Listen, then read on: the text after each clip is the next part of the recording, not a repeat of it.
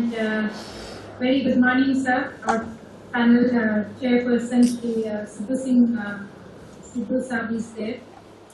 Professor Linke, sir. Professor Linke from Germany has joined. Yeah. Good morning to everybody. Because in Germany we have no morning. So good afternoon to all of you. Yes. And we have Professor Sorensen.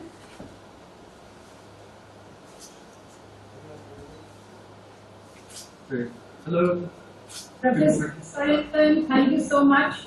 It's very late at night. I hope you had a good sleep in the morning. Actually, it's very, very early on Saturday morning now. So it is, what exactly is the time in Toronto? Actually, just midnight. Okay. And we have Professor Rachel joining us? Yes. Okay. So a very warm welcome to all the very respected chairperson and the speakers for this first technical session. I would introduce the session chair, Shri KBS Singh Sidhu Sahib, and then leave it to him, leave the technical session to him to do the needful. First of all, Sidhu Sahib, as I have already mentioned in the inaugural session, has been a huge support for organizing this event. We extend a very warm welcome to Sidhu Sahib, the Special Chief Secretary of Government of Punjab and Director General, Mahatma Gandhi Institute of Public Administration at Chandigarh, Punjab, India. So Sidhu is a career civil servant belonging to the 1984 batch of Indian Administrative Service, born on Punjab cadre. He has spent a significant part of his 36-year service in land revenue administration and urban development sectors in Punjab as well as in Government of India. He has been the Deputy Commissioner Amritsar during 92 to 96, the Chief Administrator of Punjab Urban Planning and Development Authority, and Secretary Housing and Urban Development to the Punjab Government. As the Joint Secretary in the Ministry of Urban Affairs and Housing in the Government of India, he was instrumental in piloting the Real Estate Regulatory Authority Bill. An electronics engineer by training, Mr. Sidhu picked up his MA Economics degree from the Institute of Development Policy and Management at the University of Manchester, United Kingdom. His PG Subdivisional Officer, a multifunctional authority, is a must for the bureaucrats when they start the service as an Indian Administrative Service officer. He is active in social media. This is also streaming in his Facebook the entire session. As a working professional, he interweaves the theory and practice. So he has been a policy maker, he has been from the implementation side, and rightly so, he's agreed to chair this session. So over to you, sir, for the session introduction, as well as the very, very eminent panelists for this session. Thank you so much, sir, and over to you.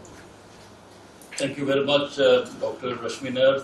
Thanks to the Administrative Staff College of India for organizing this international conference, and thanks to all the participants and members of this very, very distinguished panel. While I regard it a matter of privilege to be as a part of this session, technically chairing it, it's with a great sense of humility, because I see that the participants and members on the panel out here are really people at the cutting edge of theory and practice insofar as development, urban affairs, insofar as the entire process of expansion of cities, redevelopment of cities is concerned. So I have approximately 10 minutes at my disposal, and thereafter each of the speakers would make their presentations, and we have some time for the question answer session, and then of course some concluding remarks. So what I intend to do basically is that while we are focusing on land pooling, land adjustment, whatever name you may call it, land exchange, we have to place it in the broader context of urbanization. Now, urbanization is an inexorable process worldwide in the entire 20th century, and in the 21st century, if anything, it has accelerated. So this is a force which is out there to stay, and we have only to channelize it to reap the dividends thereof.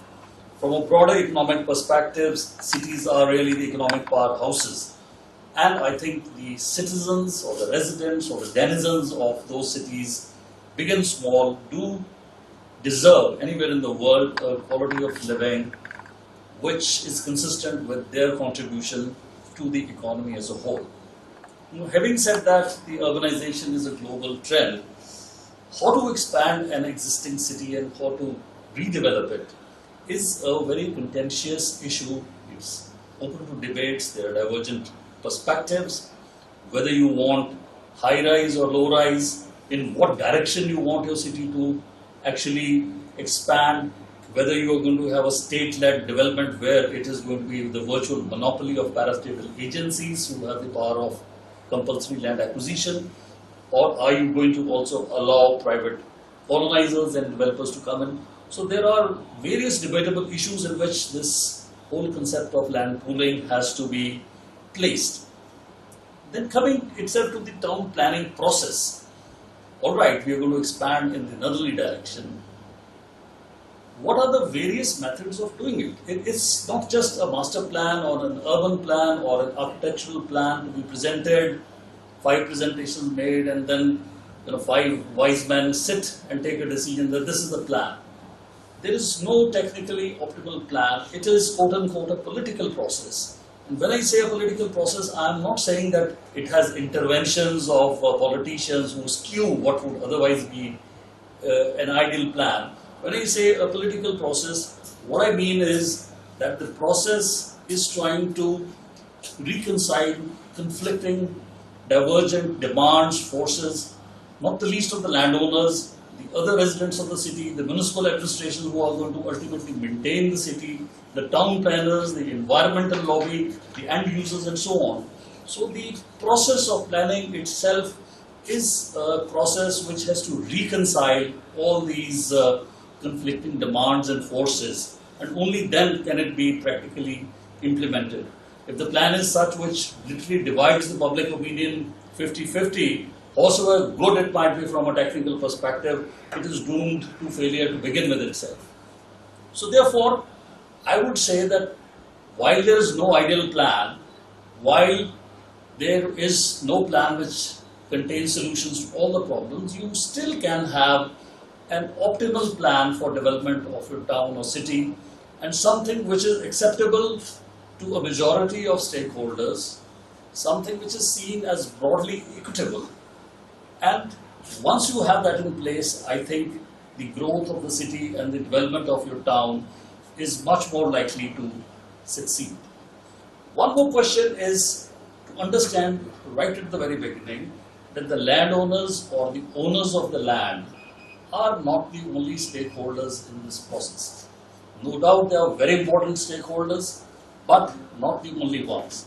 As I said, the people who are going to actually buy plots and flats, the municipal administration which is going to maintain the facilities eventually, the elected representatives in any democracy, those people are part and parcel of these process, and the homeless people for whom the government as a policy buyer may be committed to providing the housing for economically weaker sections would also be a part of as a stakeholder. And they have to be consultatively and iteratively involved at every stage in making these schemes take off and plan. One thing is very certain, whether this process is taken up by a parastatal agency, a private colonizers, a land pooling like the Magarpatta experience they were talking about in Pune, the state and statal agencies cannot be a mute spectator and cannot have a hands-off approach. They have to be the friend, philosopher and guide. They have to be the catalyst to balance the things out, to be seen as a neutral referee, and definitely not an agency which is using the process of law to expropriate the profits by acquiring land at throwaway prices and then in a monopoly situation trying to sell it at high cost. So state has a role which is regulatory, role which is that of an umpire, and that which ensures that the cake is divided equitably, if not equally. The planning process is a kind of a continuum. On one side, you have the process of the entire state-led development. For instance, Chandigarh, the town which I sit, which became the capital of the Punjab after the partition of the country in 1947. This was conceived as an ultra-modern city, French architect Le Corbusier doing the planning, but entirely state-led development. Whole of the land, including the sites of the villages, to be acquired and developed. That is one end of the spectrum. The other is either private colonizers through intermediation or people getting together and then developing the city. And the land pooling or the land exchange, I think, comes somewhere in between, trying to take the advantages on both the sides and trying to reconcile what could otherwise be very contentious issues. Very important, in a couple of minutes, 2-3 points were raised in the previous session. I think you have to broadly classify these land pooling and land exchange schemes. In the greenfield projects, it is one thing. When you're doing redevelopment of a town or a city, we have the Bhuj example after the earthquake in Gujarat. Those are fundamentally different, but definitely to be considered while we are thinking in terms. So it is not only the expansion of an existing city towards the suburban area, but also the internal city. Do we have the wherewithal? It could have been a separate session where the Golden Temple beautification project in Amritsar, the holiest city of the Sikhs, was redeveloped. So that was a kind of urban development city within the heart of the city. Having said that, in India there have been statutes. In Punjab you had the Town Improvement Trust Act of 1922. Existing inner cities can be rebuilt and redeveloped. But my experience is that expanding a city, a greenfield project, provides challenges, but they are nowhere near the challenges which the brownfield projects would provide. Yet, if we really have to build and unlock the value, not the least in situations like the slums in Bombay, where the real estate is very costly, we have to look at land pooling as well as land exchange in that context as well. So therefore, another question was, I saw in the slides of Professor Ochi, where the landowners may be charged with something for the development that has taken place. Even under the Punjab Act of 1995, you have a betterment cess. But if I may say so, landowners have wealth, they don't have capital. So most of the places people are not willing to shell money in cash for accretion in value that may take at a future date. So therefore, the policy, in my personal opinion, needs to be tailored where either they get something upfront out of the cake and the larger portion may be coming later, but where you expect the landowner to shell out cash in advance for a benefit which may or may not, in his opinion, come and arrive, that is a bit of an air pocket and a speed breaker right in the very beginning.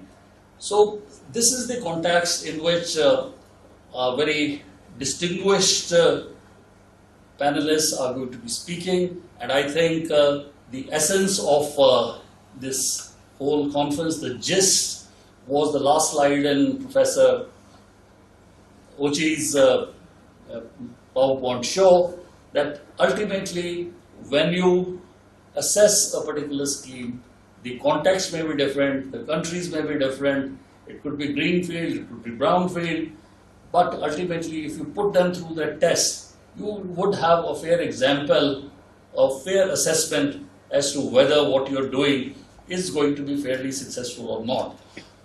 I'd end by saying that we always aim at the perfect, but in the policy process and practical implementation, I think the perfect is the worst enemy of the very good. Even if you can achieve something which is very good, is much better than a perfect plan which never takes off. And with this, I will stop here and request the speakers as per the schedule to commence and make their presentations, and at the end of it we can try and interleave the common denominators, and time permitting also take some questions which have been either received in advance or may come during the course of the conference. So thank you very much. And Dr. Rashmi Nair, I understand Dr. D'Souza from the University of Tokyo would be the first speaker. Has he joined? Actually, I will provide the overview related to the next experts. Dr. So, thank you so much for agreeing and to come and provide this overview. So I think, sir, I would be away from this panel. I would request you also to make it brief. So I'll immediately hand it over to Professor D'Souza to take on from the Philip Francisco D'Souza from the University of Tokyo and take us through his views and presentations over what has been slotted as 10 minutes. You may start, sir. Okay, good morning to this media session chair, Mr. K.B.S. Sido. Good morning, ladies and gentlemen from all over the world. It's a great honor to present the experts from our very first session on land readjustment. This session is composed by probably the most important authors and academics, not only due to their consistent contribution on planning theories and practices, but also because of their important contribution on land readjustment. Opposition, if people feel like that they're going to be, their rights are going to be protected, and that they'll be able to participate in a project that makes things better. If there's a much greater range of people included in the projects and the varieties of property rights, not necessarily pure ownership, but also if they have a leasehold or some other claim to an area, then there can be a much broader distribution of the increase in land values that urbanization produces.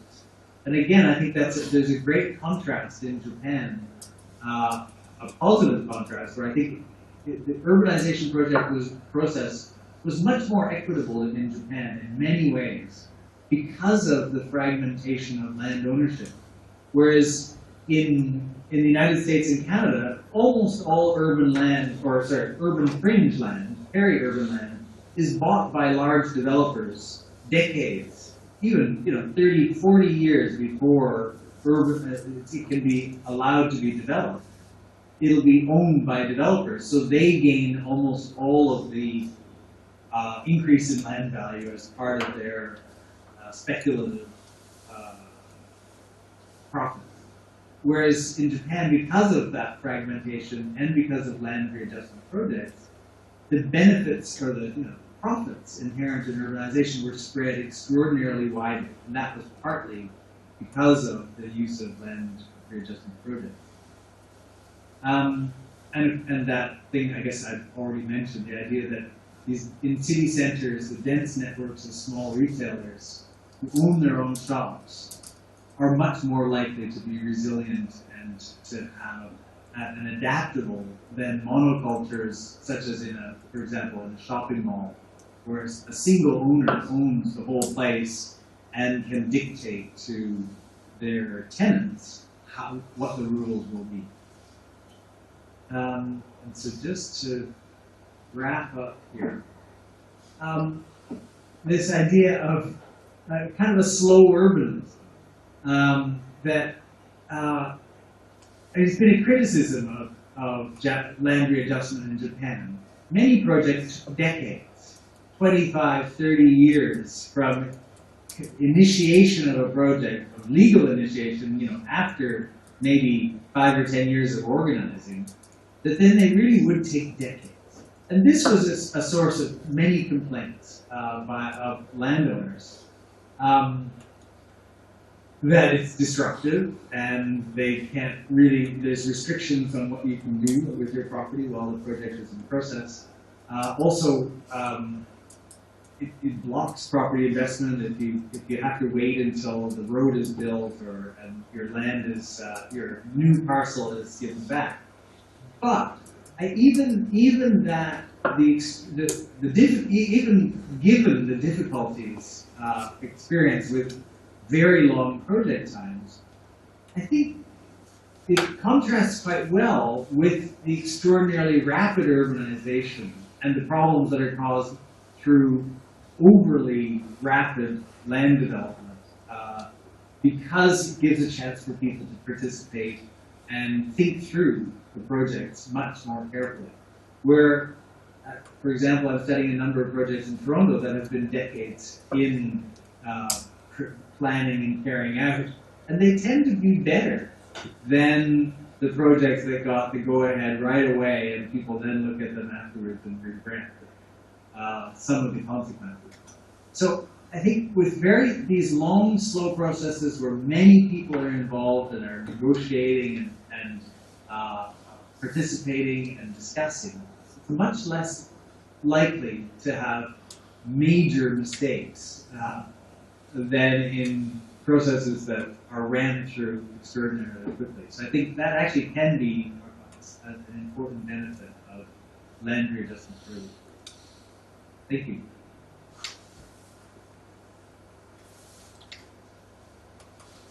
Thank you very much. We do appreciate that you've been with us well past midnight and taken us through a wide gamut of situations and perspectives, starting of course from Japan, of which you are arguably the world authority, and then a little about America and how the so-called urban renewal projects destroyed communities rather than creating new ones, and how mixed land use is now the flavor of the season, but it is something very difficult to implement.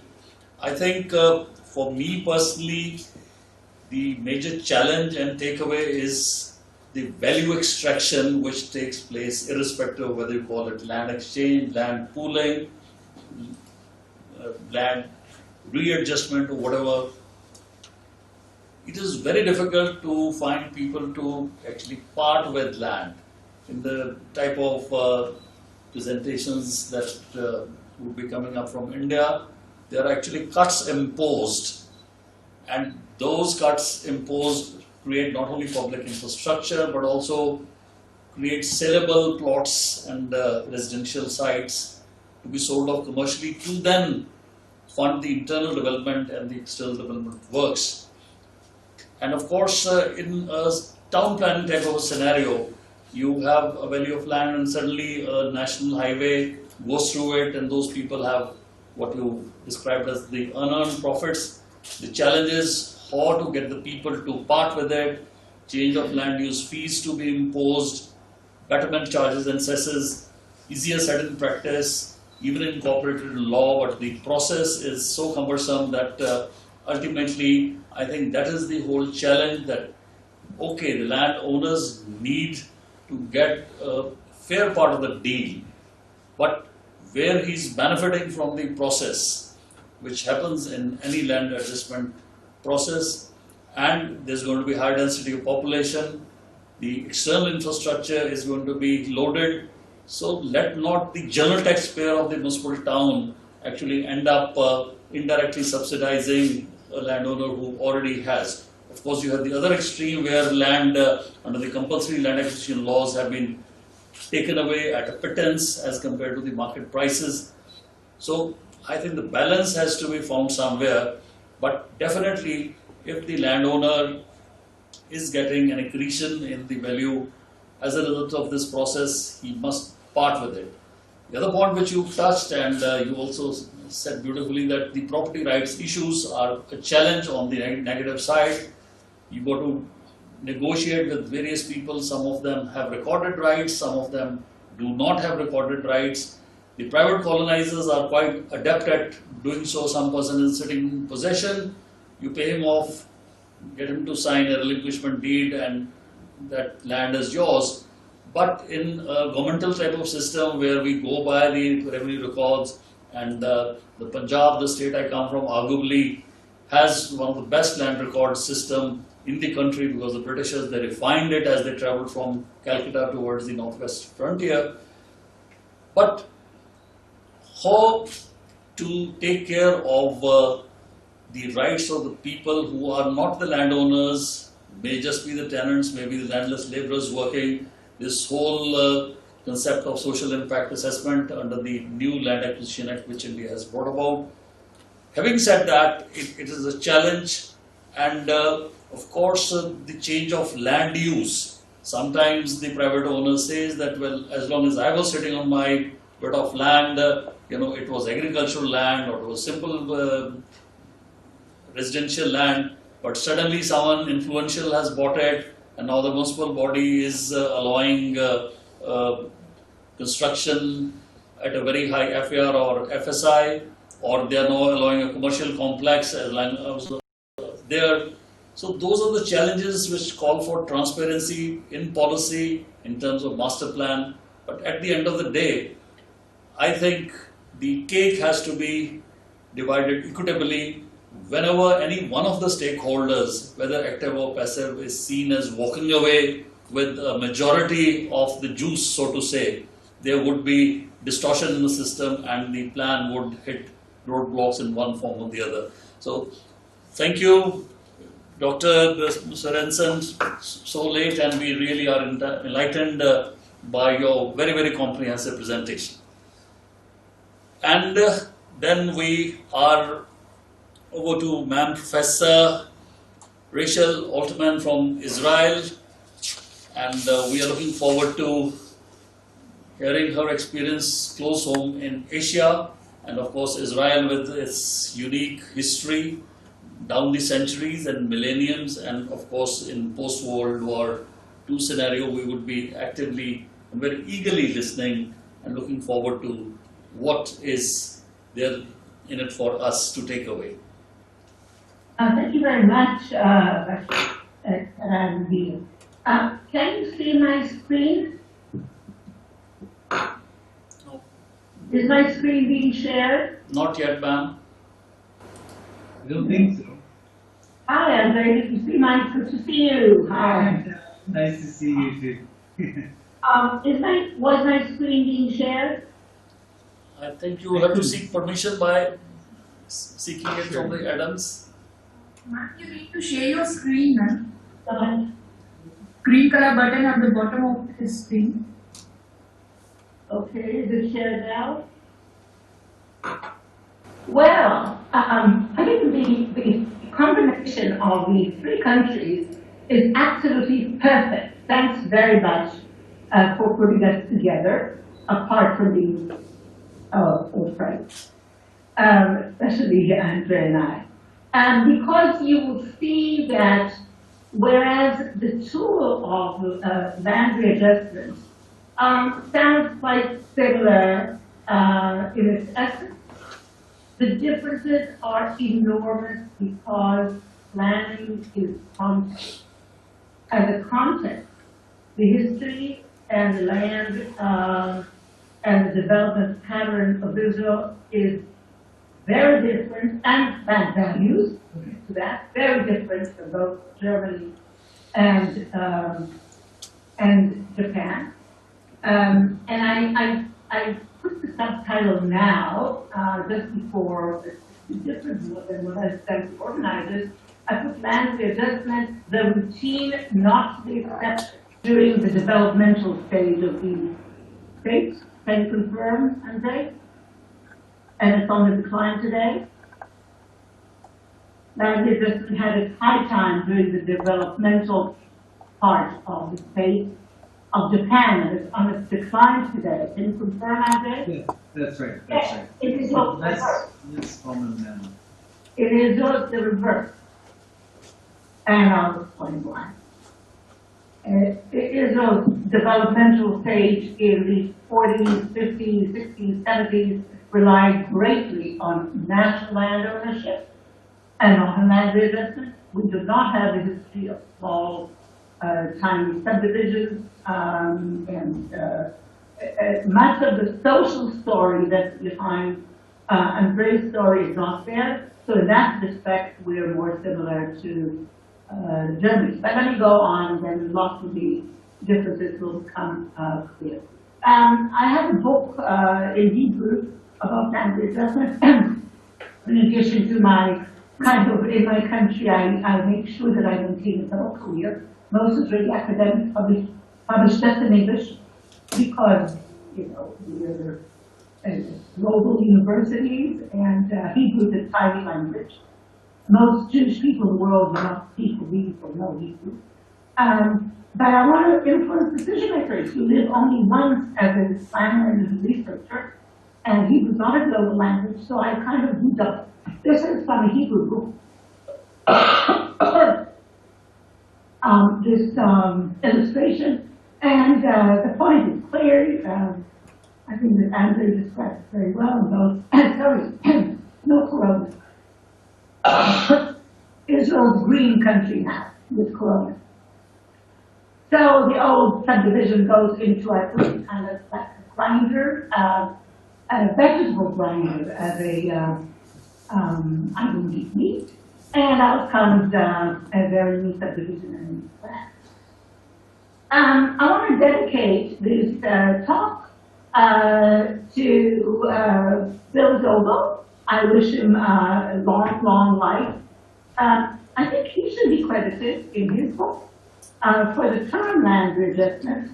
The English term land readjustment does not exist as a prior term in any English language English-speaking country, neither in the United States, nor in Canada, nor in the UK, nor in Australia, nor in New Zealand. So it's a global invention, and it's a good word.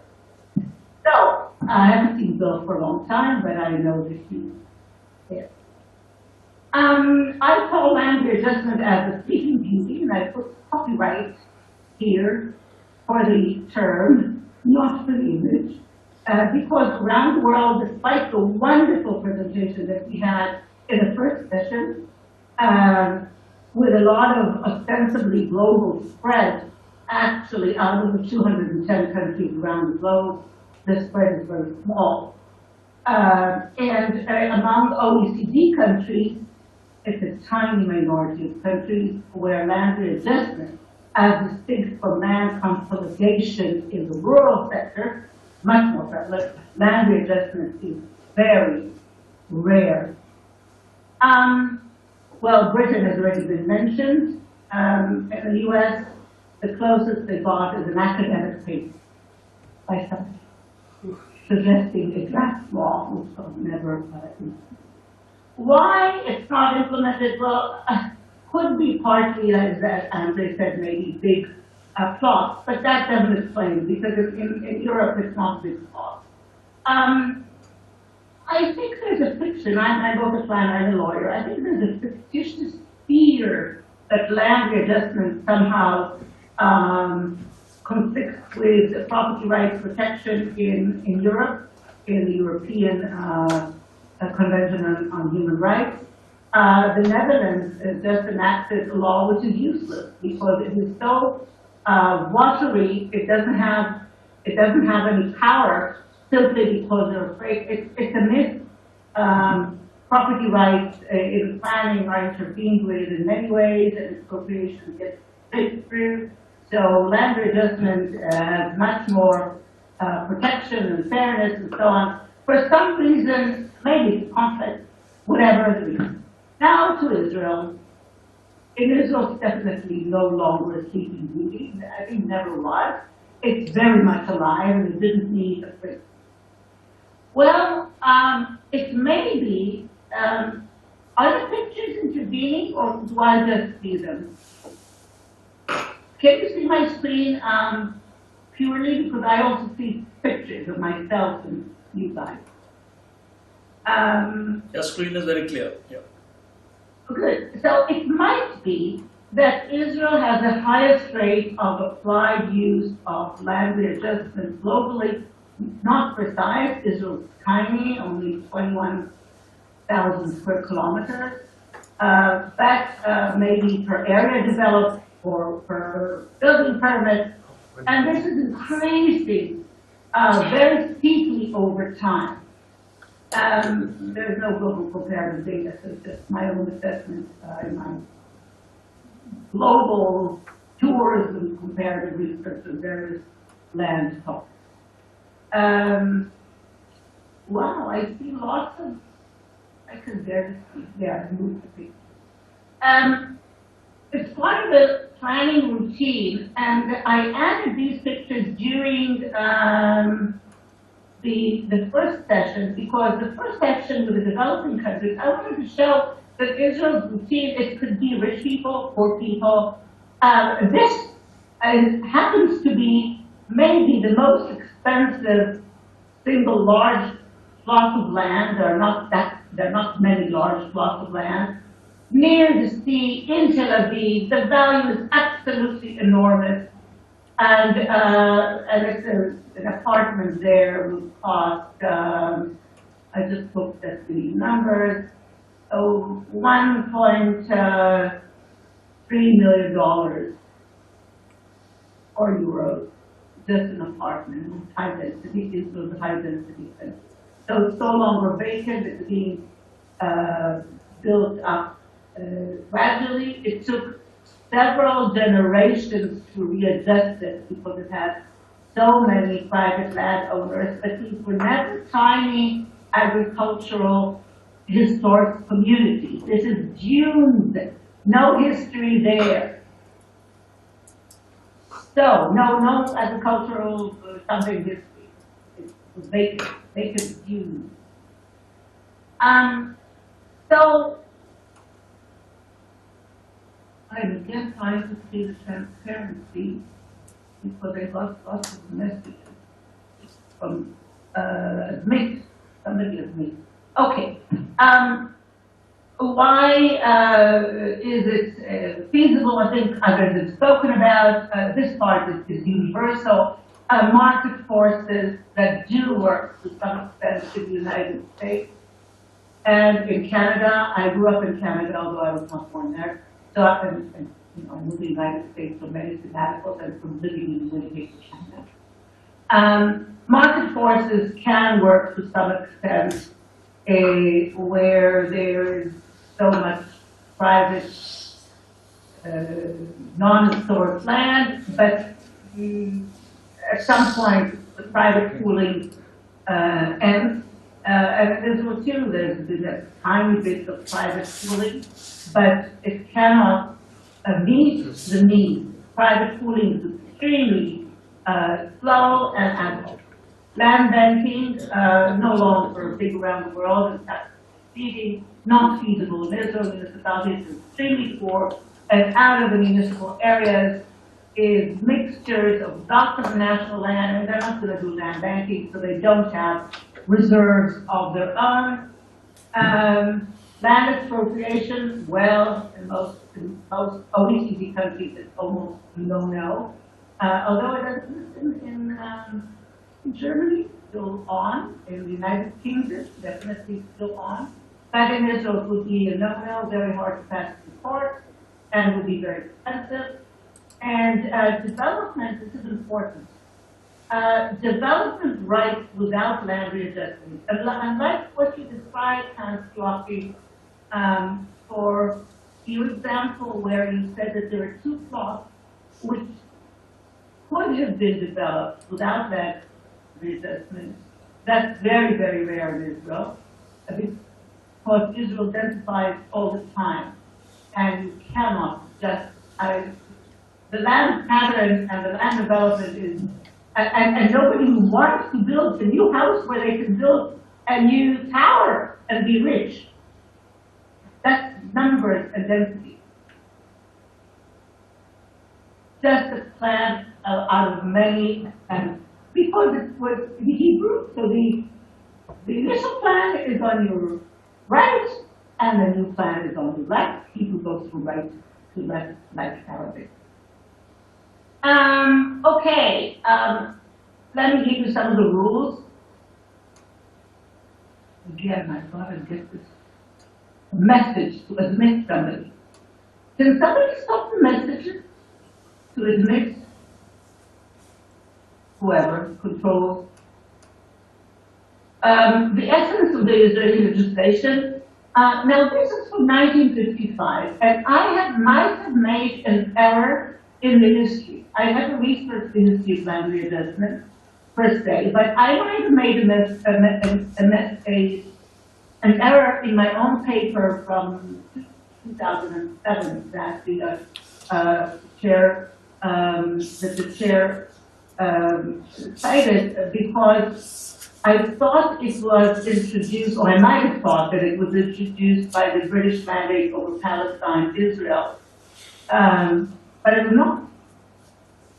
It wasn't yet. It was not here in the Middle East. It does not exist in Jordan, which has the same law initially as the British law of Palestine.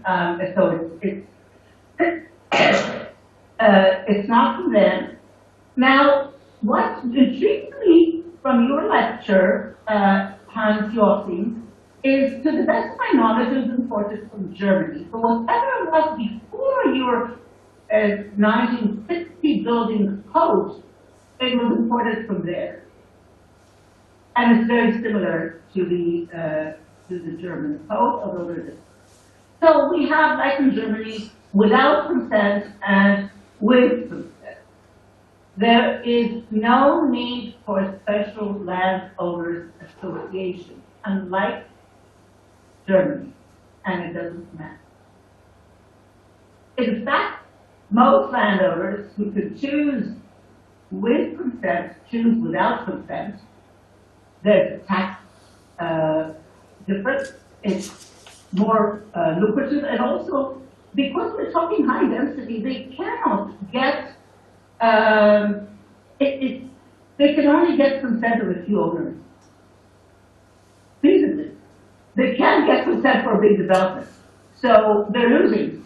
And they may not even convince the authorities to approve that because Israel needs to land for development.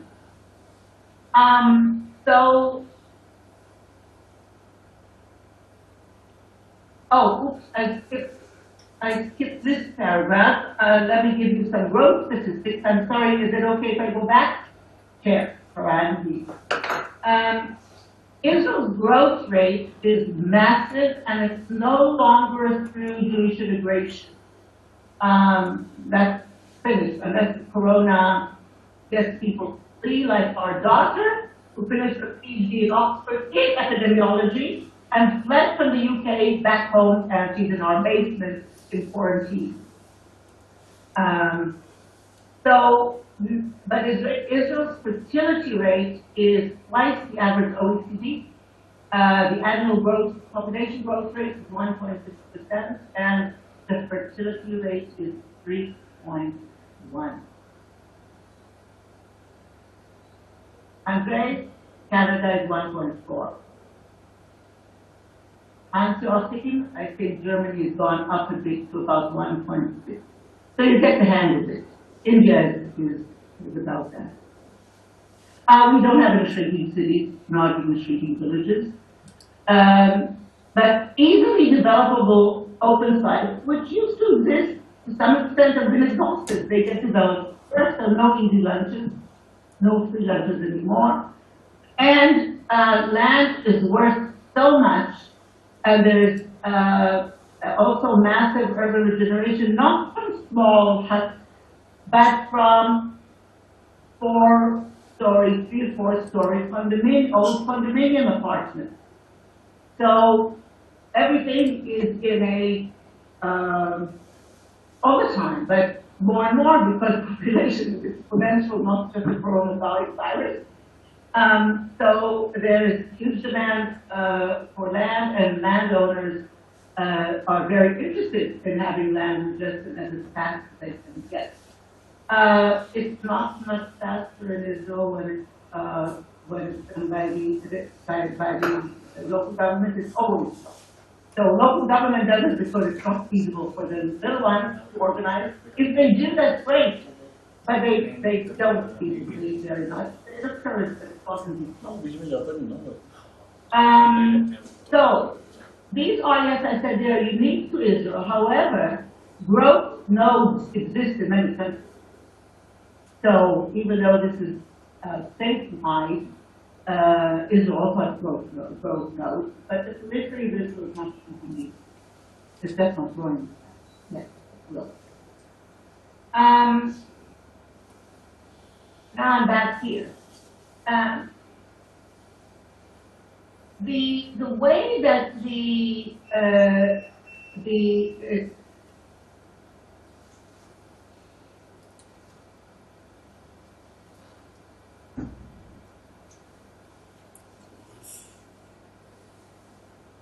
are enhanced compared with regular planning without a special homeowners association.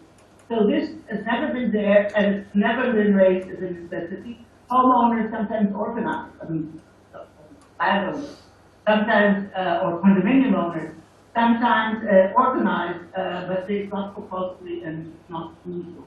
But often during the land readjustment process, they create informal. I mean, they're always in WhatsApp groups, and they create.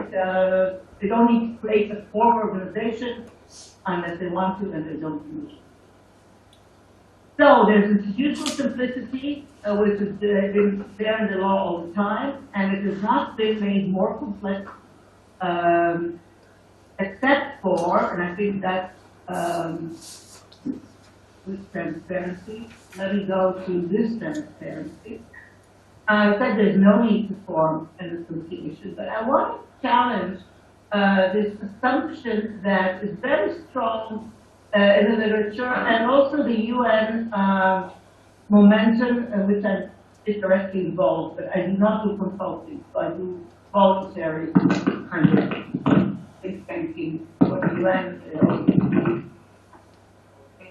The ongoing idea is, yes, you have to have lots of organized participation, and an organization and association is a must. This dichotomy of yes association, no association is not a dichotomy, and with consent and no consent is not a dichotomy, as I showed you. As Andre has shown us in his highly cited by me to literature, majorities, just as in association, especially in developing countries, majorities are sometimes criminals, and often they liaise, not criminals, they just liaise with other developers, and then they steal and so on. Even in Singaporean and Hong Kong laws, and both these countries are very non-corrupt countries, the protection, and not about land readjustment, about something that's analogous, and I'm great, since you too have researched condominiums, like me, I know that you researched condominiums, the question of dissolving a condominium in need of regeneration is something that's coming up recently very strong in Israel, with them because of Hong Kong's much higher density even in Israel, and also Singapore, these island states, literally and tiny. There, the protection, even these countries, the protection of the minority from the majority is enormous, especially in Singaporean law. It's just immense. So this danger in land readjustment exists. It does not occur in Israel because you don't need this. There's no concept of a majority consensus, either all or none. In fact, though, the process of the land adjustment itself is always an interactive process. Empirical research that I did in that book that I showed you, we actually researched 7 municipalities, both rural and urban, and interviewed landowners and other stakeholders, and typed everybody was asleep. There wasn't we did a comparison of those plans that were without agreement and the few plans that were with agreement. The process is similar, and there's no difference in satisfaction. Now, if you look at court appeals, this topic is a litigious subject. people, unlike Japan's rate of lawyers per capita is extremely low, one of the lowest in the world among advanced economy countries. Israel is a high rate. People go to court.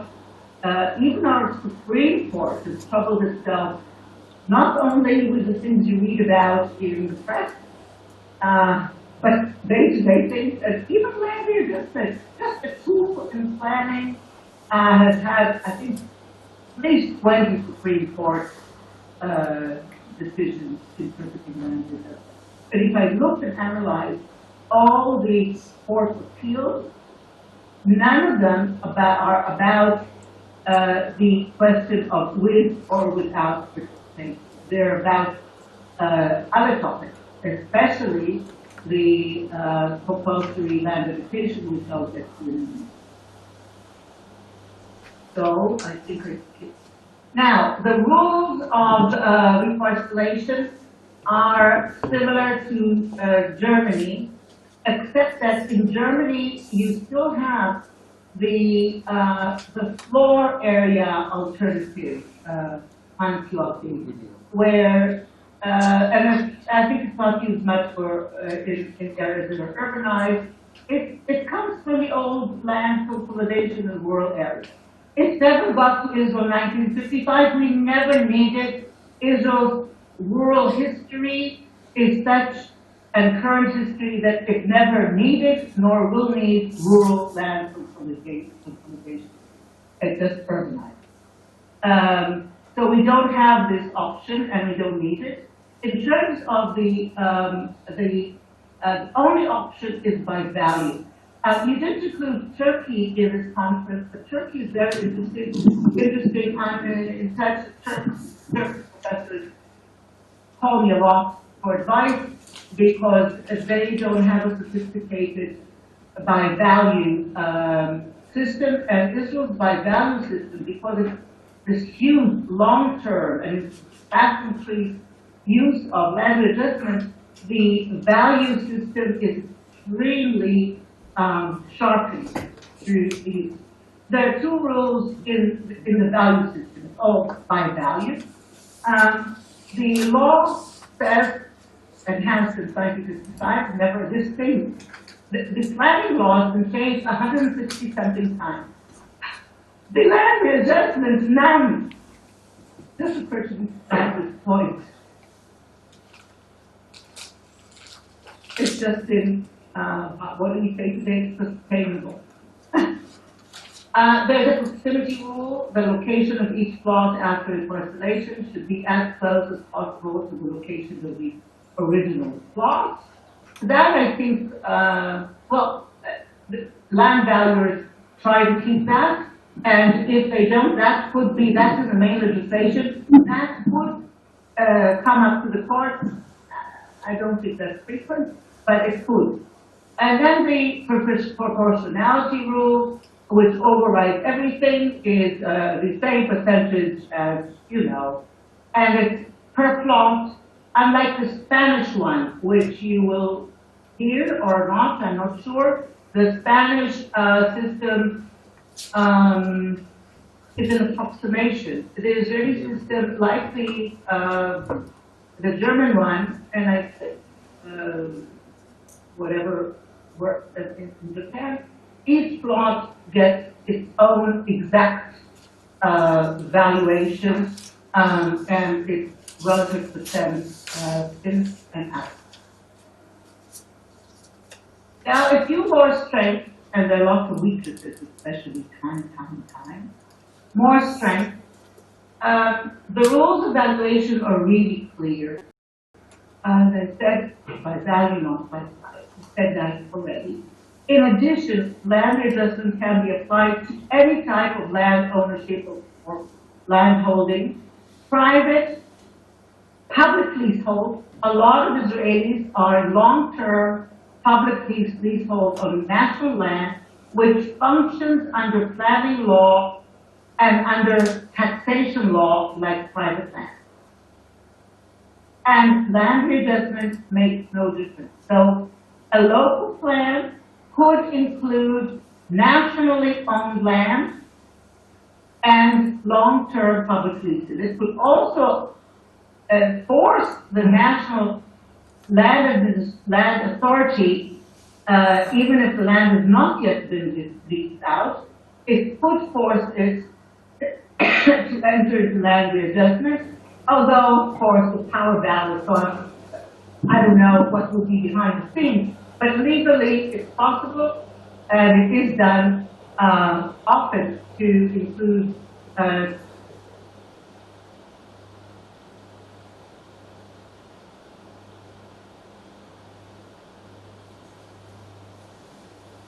War of Independence.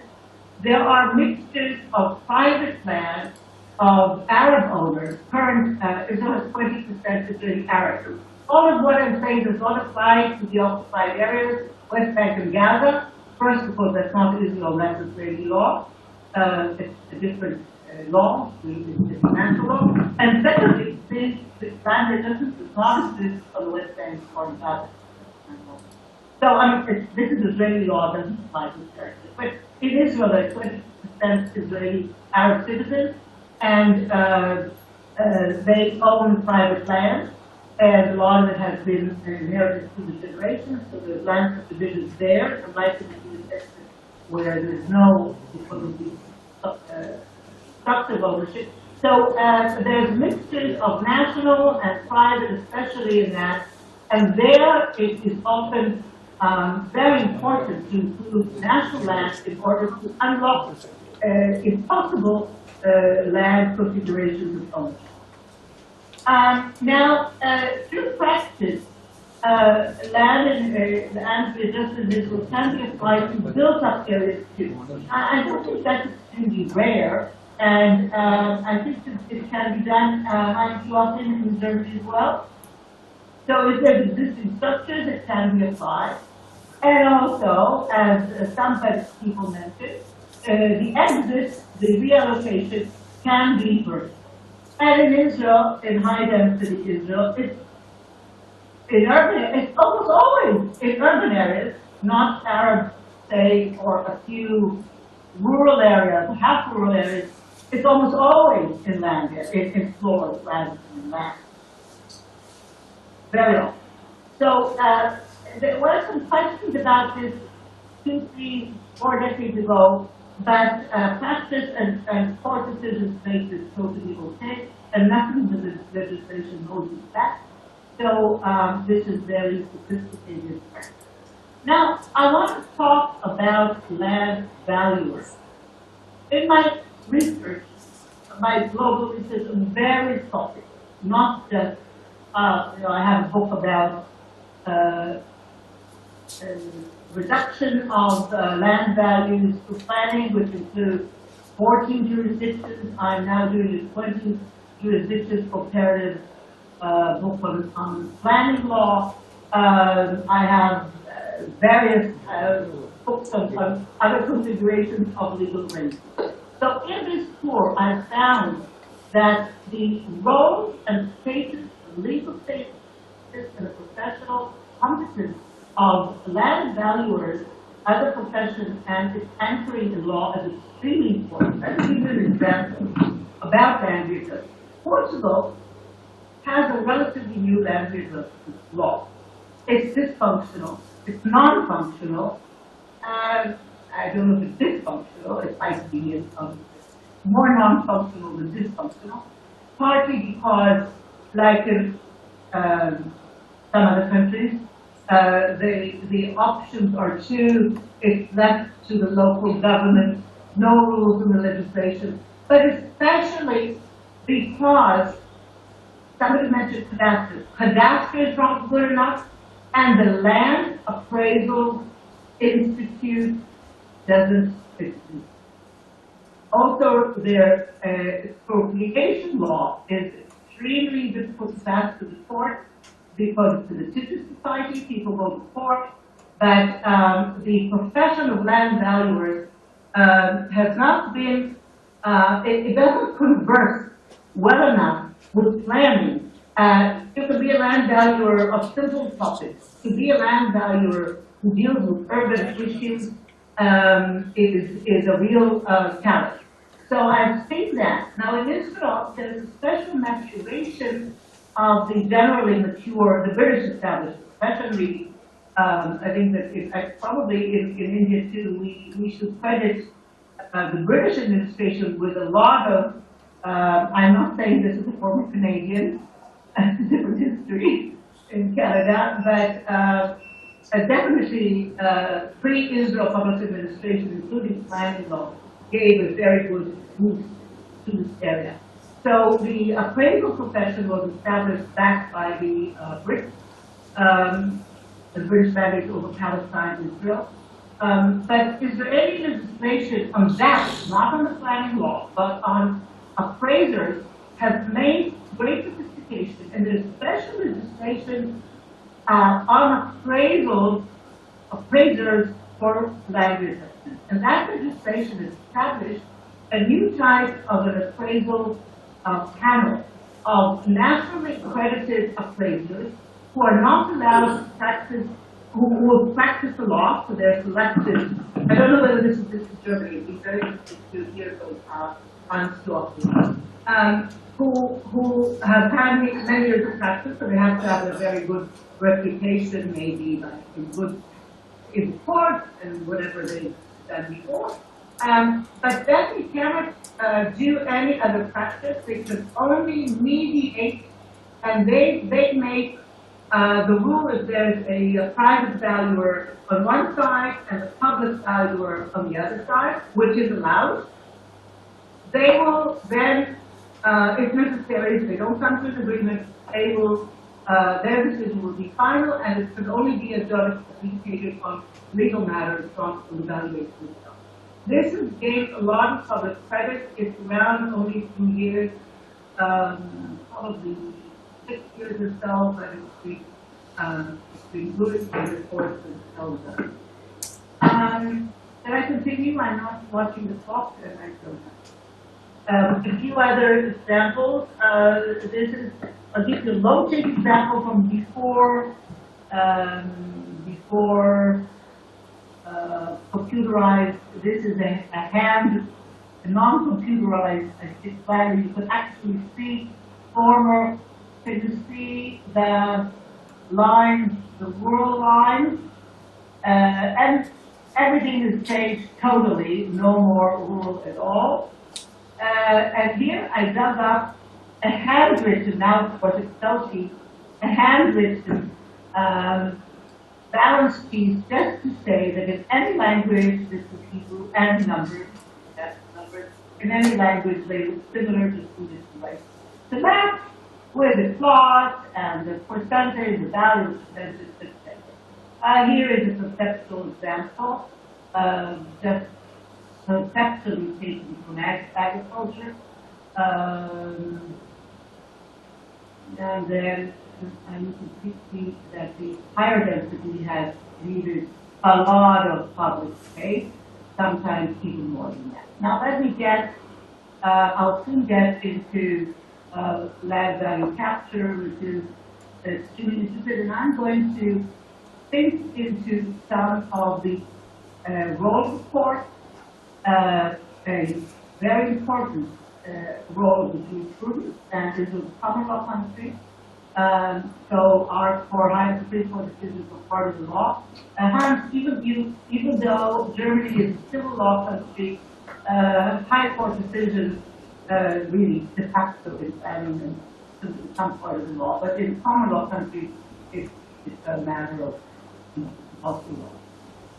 So how do the valuers apply to that example?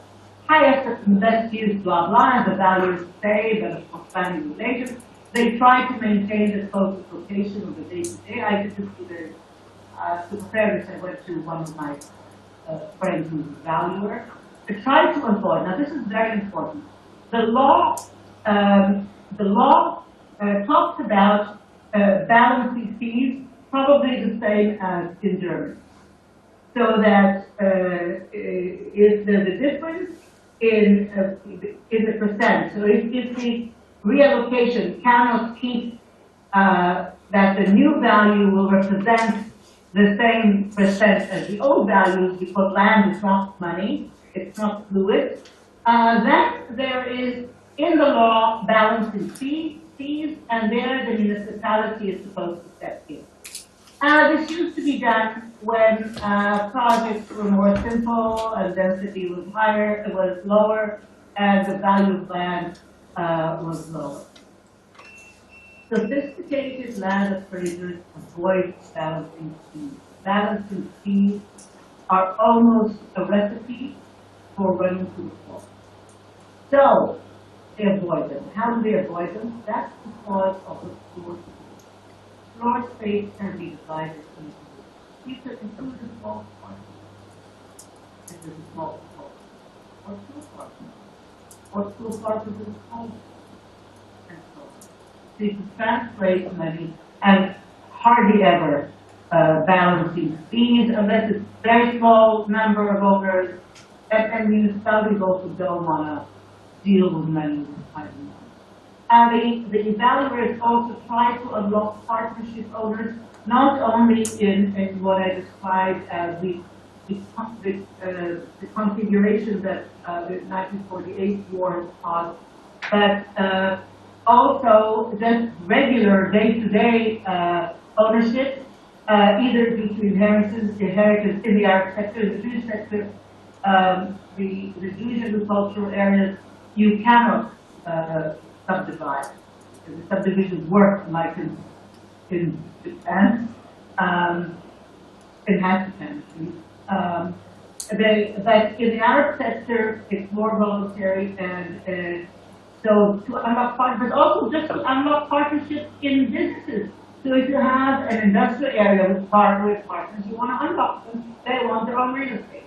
So unlocking partnerships, they don't have to try, and they try to concentrate that owners' rights as much as possible. This is not due to the rule of being close to the old place. When it's urban, people don't have an emotion close to the old place. This emotional thing we do find in the Arab sector, which is very interested in applying land readjustment, but the people oppose it, the landowners oppose it often because of sentiments to the location. And you have to change some locations because of allocation of public. So the concentration of individual owners' rights is simply for convenience of the owner, and not just for, not usually for sentiment.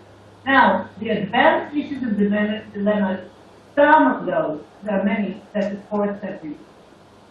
Value capture for public use. This is a whole saga in Israel, where the Supreme Court changed its own mind after some years. So it's dramatic. The Supreme Court don't usually take back.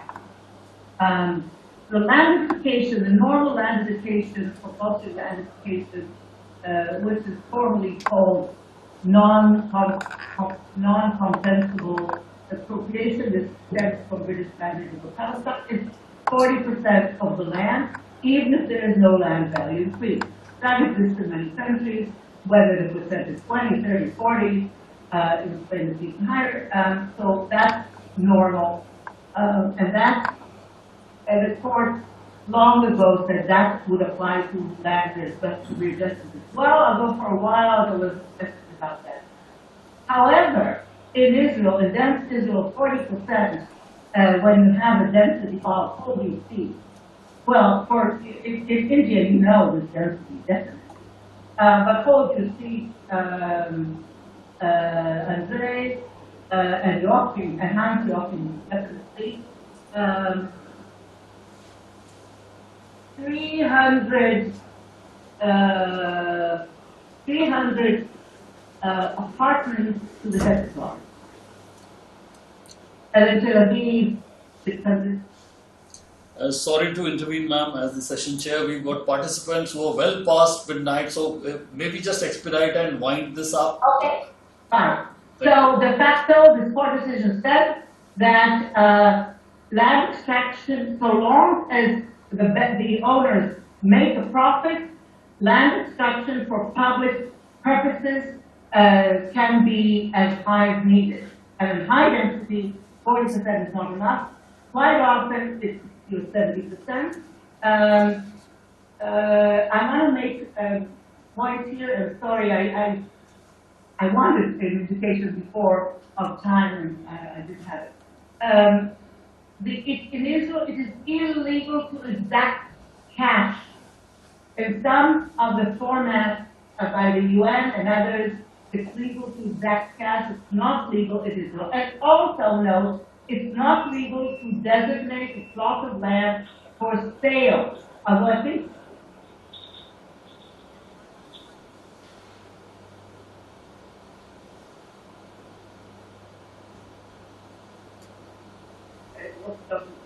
is the public purpose. I won't go into relation to benefit levy to tell you that all over and above the land extracted for any extent of land, Israel has the world's only highly functional compulsory measurement levy of 50% of any added value due to planning. And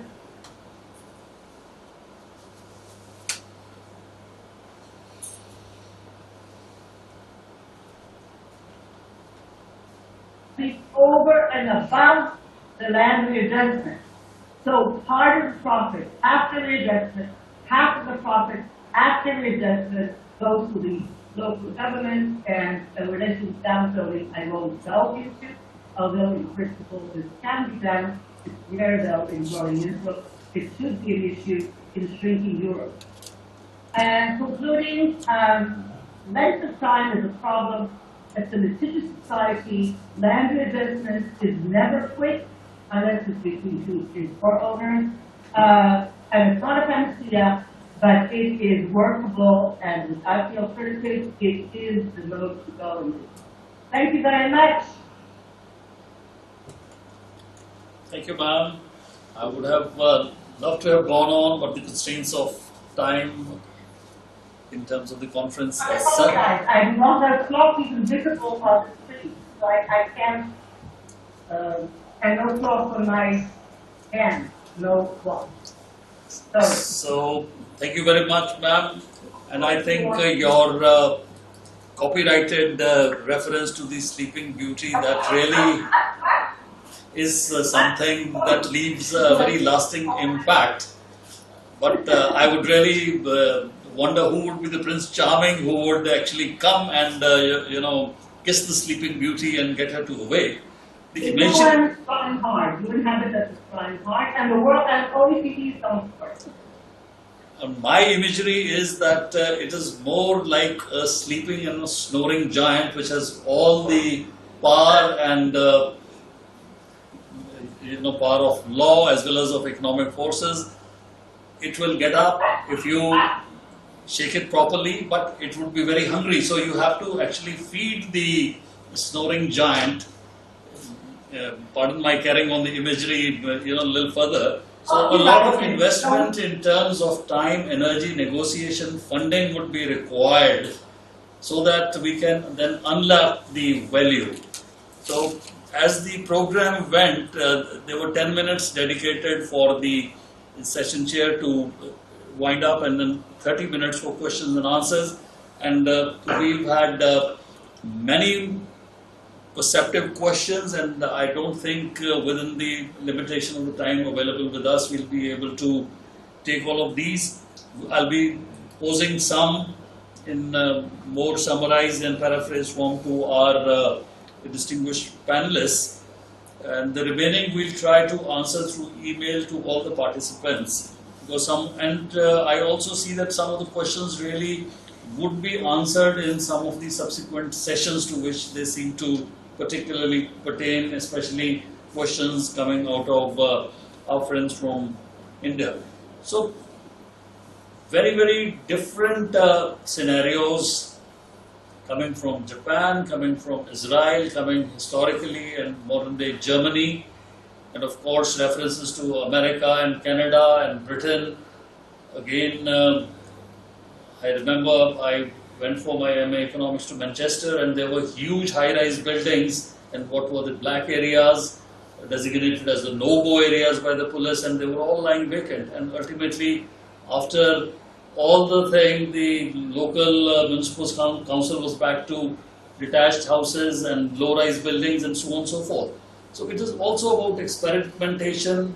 Failing, there is nothing like failing if you are able to learn the lessons and derive the lessons and put them to use. But I think one thing which emerges very clearly is that the involvement of the community, whether mandated by law or whether it becomes a political imperative, whether it's by way of a democratic principle, involving them at every stage is something which is very important. And the credibility of the promoter, now I'm using the word promoter in a very wide connotation. It could be the state government, it could be the local municipal body, it could be your urban development authority, it could be the landowners association, it could be consumer bodies, environmental bodies. Their credibility has to be high, and they also need to be flexible in the sense that they should be able to appreciate the viewpoints as well as the constraints of others. I think the most important aspect which has emerged again is how to divide the cake, which is crux of the matter and which was the bane of the compulsory land acquisition, that one stakeholder may not walk away and reap disproportionate dividends. And the other question which really emerges is that how are the non-land owning stakeholders to be involved, especially for some of our participants who are familiar with the new land acquisition law of India. It's no longer new, it has been enforced from the 1st of January 2014. Having said that, there are a few questions which I think we'll take, depending on time, I think we can devote about 10-12 minutes to the questions. So one question, especially for Professor Linke, was that in terms of the core city areas where you have heritage structures, how would you really work around land readjustment? Does it really work? Because in theory it seems to be something that would make those heritage spots, which are also tourist spots, more accessible to people. So how do you really go around within the high density city centers which also have heritage structures? Yes, of course. Thank you for the nice question. Land readjustment in Germany is typically used for greenfield development. We use it as well, sometimes for inner city redevelopment, but then only in very small cases. That we have an additional instrument of redevelopment of inner cities that is not only focusing on the redevelopment of the land plots, it's more focusing on the redevelopment of the whole housing and constructing of that area. In that time, if we have some deficits in that area and it is necessary that the boundaries of the plots have to be changed as well, then we use it, but in a very small case. So typically we don't have any destroying of whole quarters and redevelopment. We have typically only very small investments in the whole city area. But of course, maybe 50 years ago, in the 60s and the 70s of the last century, we had as well such development in the inner city where we destroyed everything and constructed totally new. But that was not a fine way to do that, and so typically we are using it only in a very small scale and very specific situation, so not a large redevelopment. Thank you. The other question is open to the panelists to volunteer to answer. This is from Mr. Vikas Sharma. So he's talking in terms of projects which are linear in nature. For instance, you are acquiring land for a highway. On the other extent, it could be a canal, it could be a railway line. So how do you really leverage this concept of land exchange and land pooling in a scenario like this, where a service which is linear in nature, there is not much of a leeway in terms of alignment? How do we use in that context the concept of land pooling? any of our distinguished panelists can try and answer.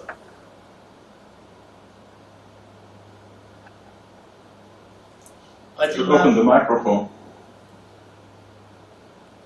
You should open the microphone, Ms. Azama. Yeah. I'll try. Of course, the question is good that in the book land readjustment practically is not suited to development. An instrument that the young brother of land readjustment, the only young brother in the United States, is transfer of development rights embedded in the United States, possibly, which is kind of half land readjustment. Transfer of development rights could, I suppose, if there are development rights on the road area before it is taken, these could be transferred to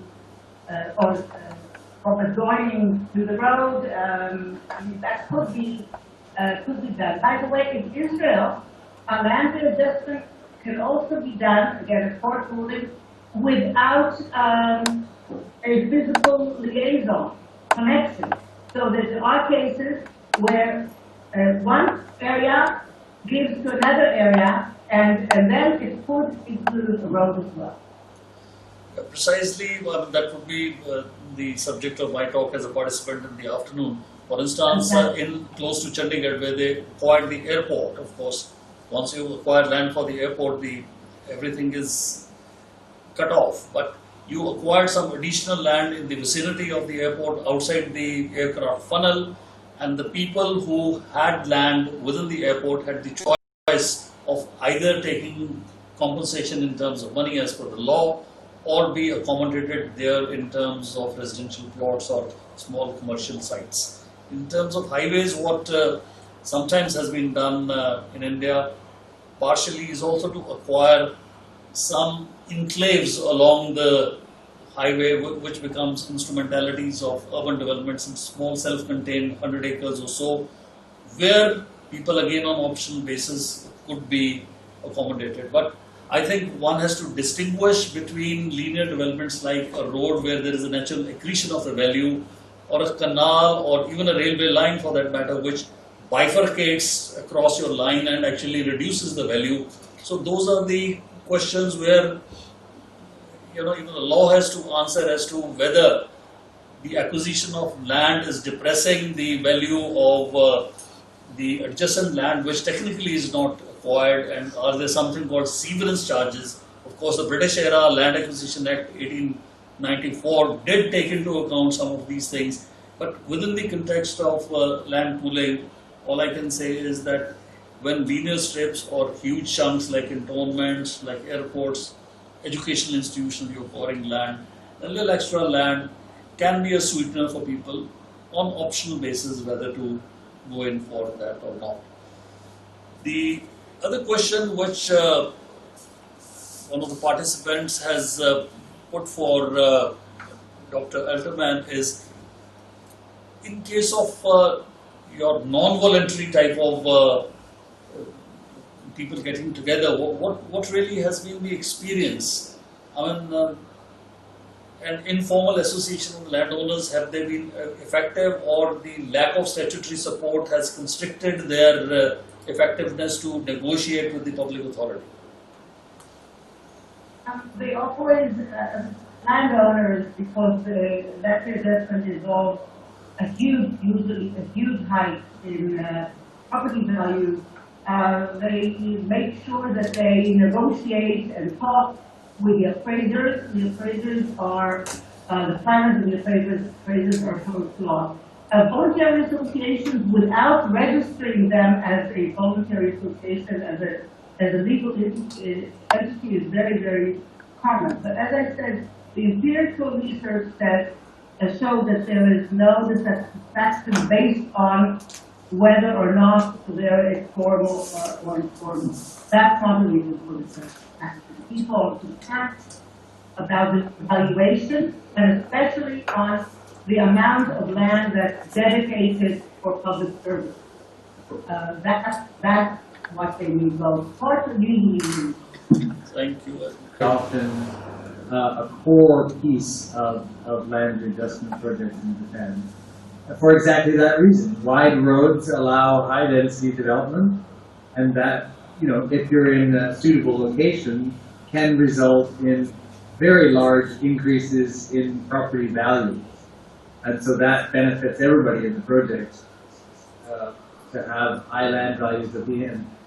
And of course, that's one of the challenges now when Japan is really post-growth society. Both demographically it's not growing, but also the economy has been flat for several decades. It makes it harder to make the economics of land readjustment projects work if you're not seeing a significant increase in property value as a result of projects. But yeah, road building has always been a major preoccupation of land readjustment projects. Thank you. This question goes out for Professor D'Souza, who's the urban specialist. And what the questioner is asking is that on one side we want to conserve land, especially in city centers and in countries like Japan where land is scarce, and land is scarce even in a big country like India in the urban centers. So there is this whole debate about the floor area ratio or the FSI, whatever you call it, floor space index, being increased to accommodate more building space within the existing plots, maybe giving something to the municipal body by way of external development charges, which the municipal body then plows back in to increase the services, etc., increase in view of the increased load. So would you recommend that in general as a prescription for the purpose of making more space available for urbanization within the centers which already exist? So that is a question for you. Professor D'Souza, were you able to hear me?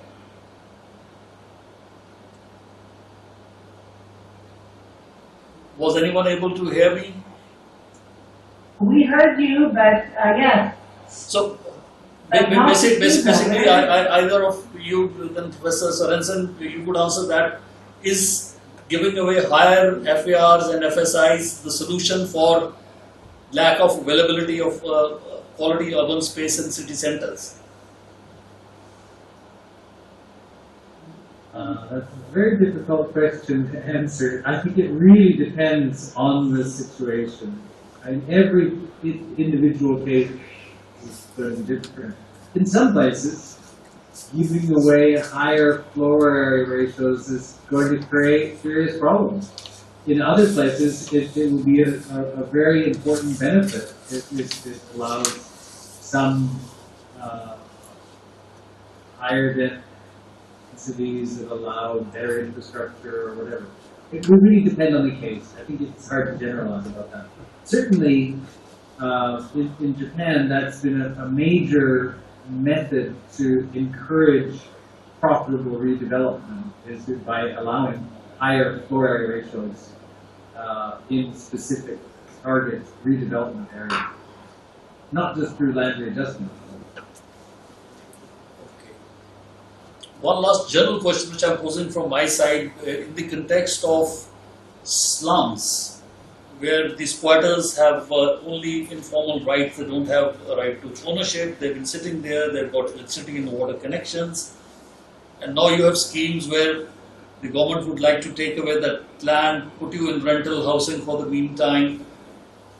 The land belongs to the government, so it can then build high-rise, sell, make profits and get those people back in. So approximately what percentage of the value of the land which an occupier is occupying should be given back? If it is 100 units in terms of open market price, a squatter should get what? 25%, 30% in terms of value. What would be a close optimal type of a figure which seems equitable? It's nobody's case that they should get nothing. It's nobody's case that they should walk away with 100%. So what would be the optimal figure for an urban squatter sitting on a slum, the land of which is very valuable. I would jump in here very briefly on this one. I think it will really depend very much on the individual case. I don't think you could prescribe a number that's going to work everywhere.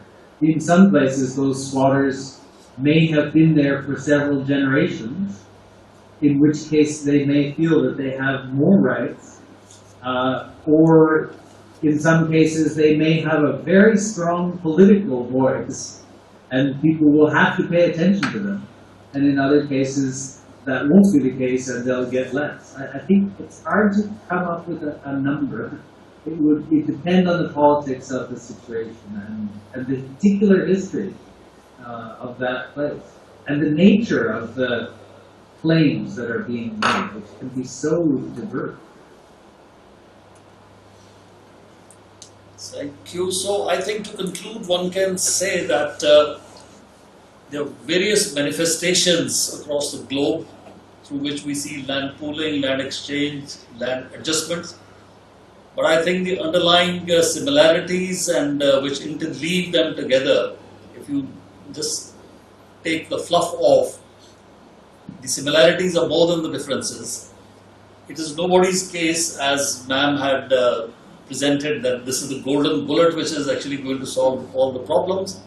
But this is definitely a very important tool, not only in the hands of the government and the state agencies or the urban development authorities, but also the people, the landowners, for them to organize themselves and come and put together their case to unlock the value, take equitable portion of the value accretion, and at the same time help in the planned and balanced development of the town to which they belong, because it's the dweller, the citizen, the resident, the denizen who has the most vested right in the balanced development of that particular city.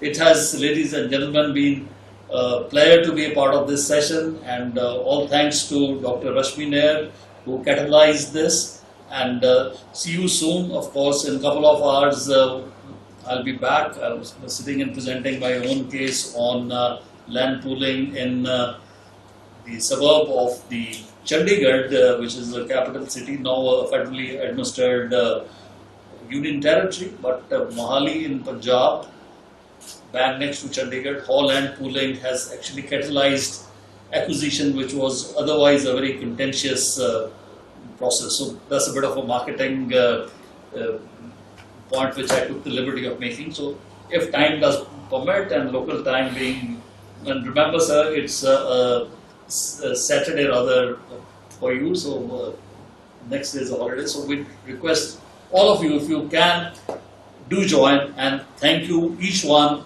of participating, adding tremendous value. And yes ma'am. Thank you, Chair. You're fantastic, Chair, and a great discussion. And put copyright on your gorilla. Thank you, ma'am. It's the first time I'm doing this exercise. Thank you. See you soon.